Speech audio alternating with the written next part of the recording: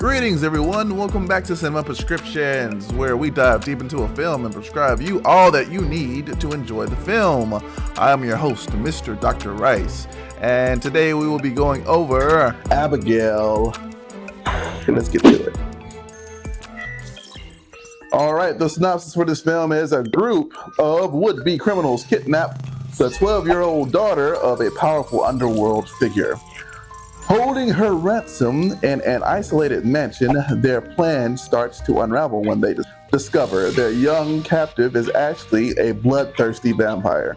I know when I first saw the trailer to this film, I was very interested in it. You get to see how the actress is playing such an innocent young girl, but then you see the twist. You see how she's actually a vampire and she's gonna be hunting these people down in the movie, and I thought that was a pretty interesting premise. This was actually a remake to an older film. I didn't know that going into this film. So, all right. So the director of this film is Tyler Gillette and Matt Bettinelli-Olpin. I hope I said that name right.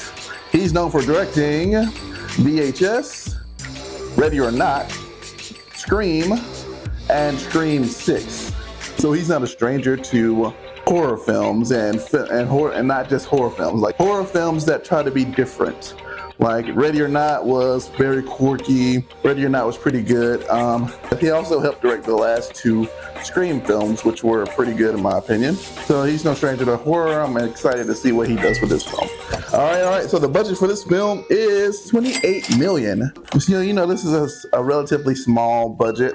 I kind of tell it was kind of small because it all took place in like one location.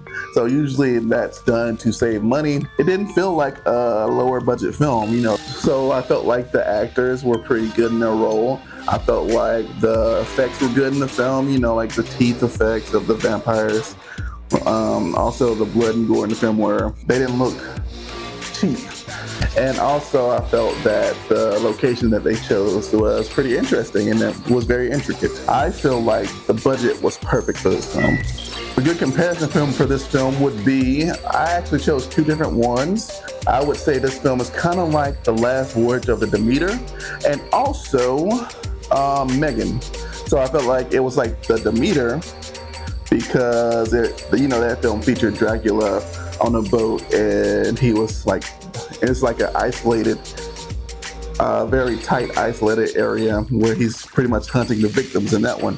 Kind of like this film, how Abigail is tracking her victims in an unescapable environment.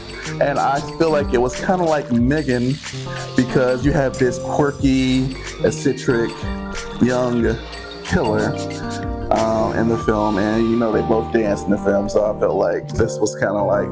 So if you want to get a feel of what Abigail is like, this film's kind of like both of those films if you're looking for it. What made this film easy to love was Alicia Ware's great performance as Abigail. She was amazing in this film.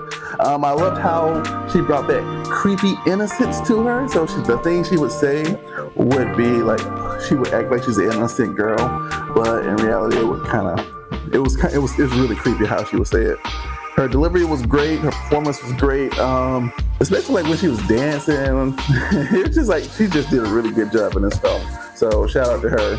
Also, what would make this film easy to love is the gore and blood is everywhere in this film. It's like spraying out their mouths. Like when they die, they burst in the blood and stuff like that. So I love it when rated R movies aren't afraid to embrace the rated R in the film. Finally, what makes it easy to love is that you just feel the dread throughout the film. Like all the scenes are charged with dramatic energy. And it's not the kill that is the scary part of the film. It's the build up to the kill. And I feel like you never know when she was going to pop up. And that was what built the dread in the film. So I enjoyed that. What can make it hard to love?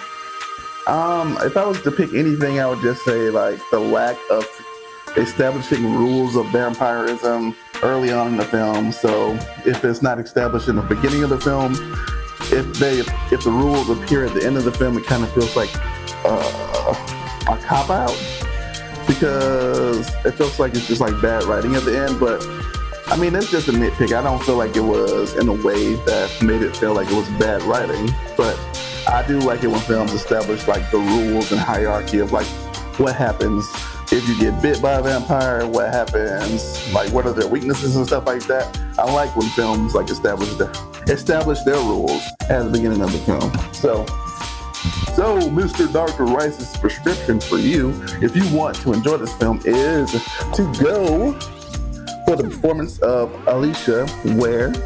The film is not afraid to show blood and gore, and the sense of dread of the film is amazing.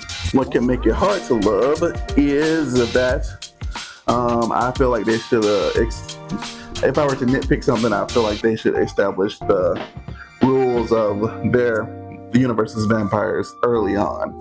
So that's my prescription for you. See you next time.